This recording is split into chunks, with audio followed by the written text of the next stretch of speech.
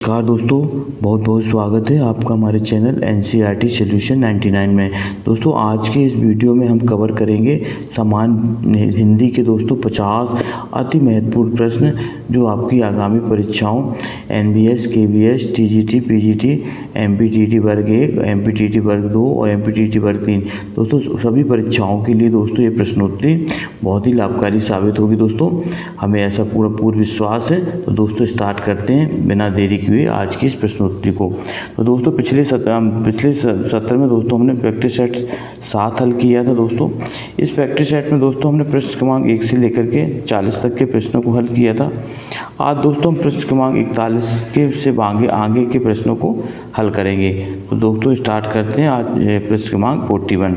तो दोस्तों प्रश्न क्रमांक 41 में पूछा गया था दोस्तों अभिनव भारती के रचयिता कौन है। दोस्तों प्रश्न क्रमांक 40 हो गया था अभिनव भारती के रचयिता कौन है। तो दोस्तों बताना हमें प्रश्न क्रमांक 41। तो दोस्तों आप पेन कॉपी लेकर बैठें और दोस्तों इस प्रश्नोत्तरी को नोट डाउन करें और हमें कमेंट सेक्शन में अपनी प्रतिक्रिया अवश्य दें दोस्तों कि आपने दोस्तों कितने प्रश्नों को हल किया। तो दोस्तों प्रश्न क्रमांक 41 में देखिए अभिनव भारती के रचयिता कौन है। दोस्तों अभिनव भारती में दोस्तों काव्यशास्त्र का महत्वपूर्ण ग्रंथ है और उसके रचयिता का नाम बताना। दोस्तों 4 ऑप्शन दिए दोस्तों अभिनव भारती, अभिनवगुप्त, रुद्रट, दंडी और मम्मट। तो दोस्तों प्रश्न क्रमांक 41 का राइट आंसर बताना है। तो दोस्तों इसका राइट आंसर अभिनवगुप्त। दोस्तों अभिनव भारती के रचयिता दोस्तों अभिनवगुप्त है। इसका राइट आंसर दोस्तों ए है। इसके बाद दोस्तों प्रश्न क्रमांक देखते हैं 42। प्रश्न 42 में क्या पूछा गया, साधारणीकरण सिद्धांत के आविष्कारक कौन है। दोस्तों साधारणीकरण सिद्धांत के आविष्कारक बताना है। 4 ऑप्शन दिए दोस्तों भरतमुनि, भट्टनायक, भट्टलोलट और आचार्य शंकु। दोस्तों साधारणीकरण सिद्धांत के प्रतिपादक बताना है किसने सिद्धांत का प्रतिपादन किया था। तो दोस्तों 42 का जो राइट आंसर था दोस्तों तो बी भट्टनायक ने दोस्तों साधारणीकरण के सिद्धांत का प्रतिपादन किया था। इसके बाद दोस्तों प्रश्न क्रमांक 43 देखते हैं निम्न शब्दों के विलोम बताना। दोस्तों व्याकरण से संबंधित महत्वपूर्ण प्रश्न है दोस्तों ये बताना, विलोम शब्द बताना है। तो दोस्तों विलोम बताना दोस्तों अथ का विलोम बताना है। तो 4 ऑप्शन दोस्तों इति, श्री गणेश, प्रारंभ और समाप्त। तो दोस्तों अथ का विलोम दोस्तों होता है इति। इसका राइट आंसर दोस्तों इति है। इसके बाद दोस्तों प्रश्न क्रमांक 44 देखते हैं उन्नति का विलोम क्या है। दोस्तों बताना उन्नति का विलोम क्या है। तो दोस्तों उन्नति का विलोम होता है दोस्तों अवनति। उन्नति का अर्थ होता है दोस्तों ऊपर की ओर और अवनति का अर्थ होता है दोस्तों नीचे की ओर ले जाना। संपत्ति का विलोम शब्द बताना। दोस्तों संपत्ति का विलोम बताना है। 4 ऑप्शन दिए दोस्तों विपदा, विपत्ति, विपन्न और ये सभी। तो दोस्तों जो संपत्ति का दोस्तों राइट आंसर है वो है दोस्तों विपत्ति। इसका राइट आंसर दोस्तों बी है। संपत्ति का विलोम दोस्तों विपत्ति। इसके बाद दोस्तों प्रश्न क्रमांक 46 देखते हैं लक्ष्मी का पर्यायवाची नहीं है। दोस्तों महत्वपूर्ण क्वेश्चन है, लक्ष्मी का पर्यायवाची नहीं बताना है। 4 ऑप्शन दिए दोस्तों चंचला, रमा, कामनी और श्री।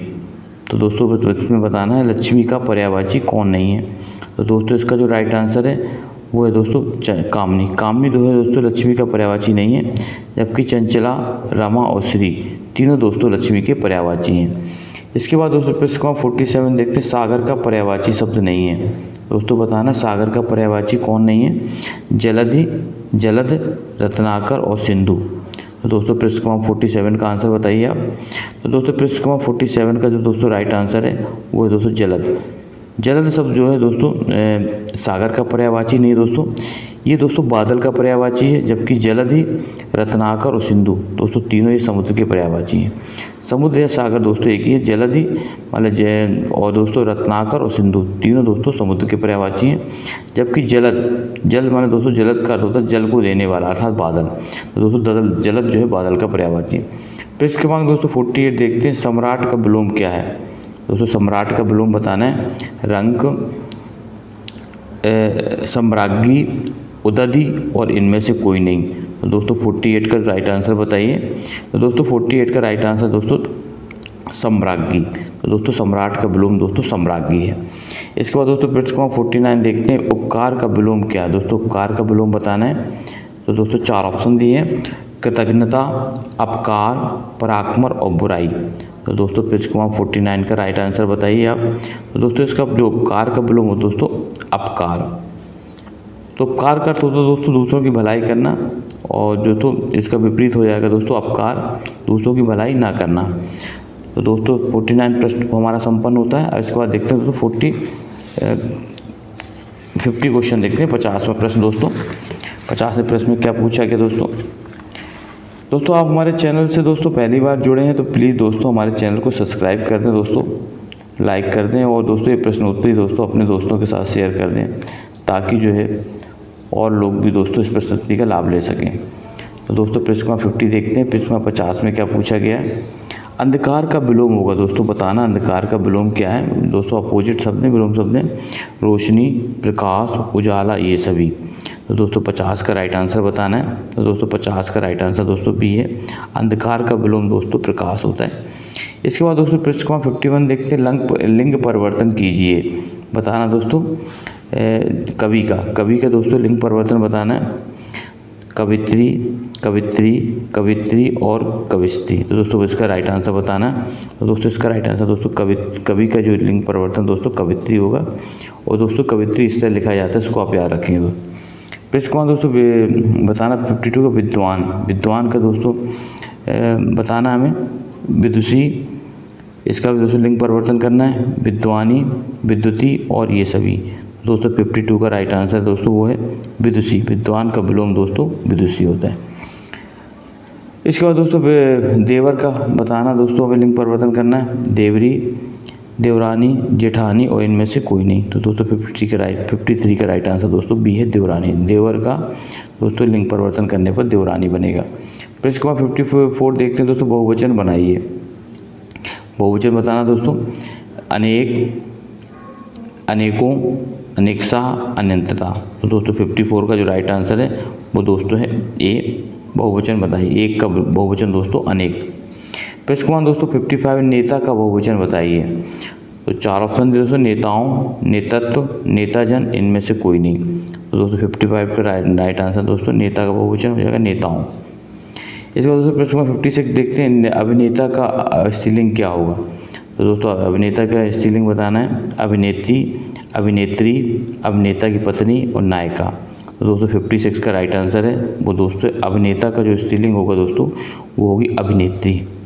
इसके बाद प्रश्न 57 देखते हैं, पत्ता पेड़ से गिरता है मैं दोस्तों बताना पेड़ में कारक बताना है। तो दोस्तों जब कोई वस्तु अपने आधार से अलग होती है दोस्तों तो वहाँ दोस्तों अपादान कारक होता है। इसको आप अच्छी तरह से दोस्तों याद रखें। जब कोई वस्तु अपने आधार से अलग होती है दोस्तों, पत्ता जो है पेड़ से अलग हो रहा है, पेड़ दोस्तों आधार है, तो जब कोई वस्तु अपने आधार से अलग होगी दोस्तों तो वहाँ अपादान कारक होता है। इसका राइट आंसर दोस्तों अपादान कारक है डी। इसका राइट आंसर दोस्तों डी है 57 का।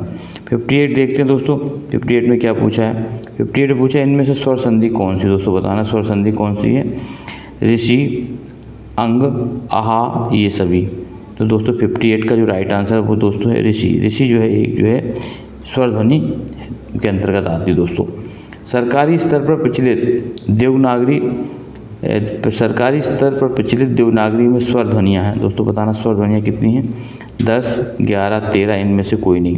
दोस्तों 59 का राइट आंसर दोस्तों बी है। तो दोस्तों देवनागरी में जो स्वरों की संख्या दोस्तों 11 है और दोस्तों व्यंजनों की संख्या दोस्तों 33 है। तो दोस्तों सरकारी स्तर पर देवनागरी लिपि में दोस्तों स्वरों की संख्या 11 है जबकि व्यंजनों की संख्या दोस्तों 33 है। कौन सा दंत व्यंजन है दोस्तों बताना, कौन सा जो है दंत व्यंजन है, ता, ता, था, ना और ये सभी। तो दोस्तों 60 का जो राइट आंसर है दोस्तों ता, था दोस्तों तीनों जो है दंत वर्ण में आते हैं दोस्तों। इसका राइट आंसर दोस्तों डी है ये सभी। छा का प्रयोग हुआ है दोस्तों बताना, छा एक जो संयुक्त व्यंजन है तो बताना दोस्तों इसका निर्माण किन किन से हुआ है। तो दोस्तों 61 का राइट आंसर दोस्तों ये है, का और सा षटकोण इन दोनों के योग से दोस्तों छा का निर्माण हुआ है, छा छतरी का। हिंदी की कितनी उपभाषाएं हैं दोस्तों बताना, हिंदी कितनी उपभाषाएं, 5, 8, 18, 10। तो दोस्तों 62 का राइट आंसर दोस्तों ए है, हिंदी की दोस्तों 5 उपभाषाएं हैं दोस्तों और 18 बोलियां हैं। बघेली किस उपभाषा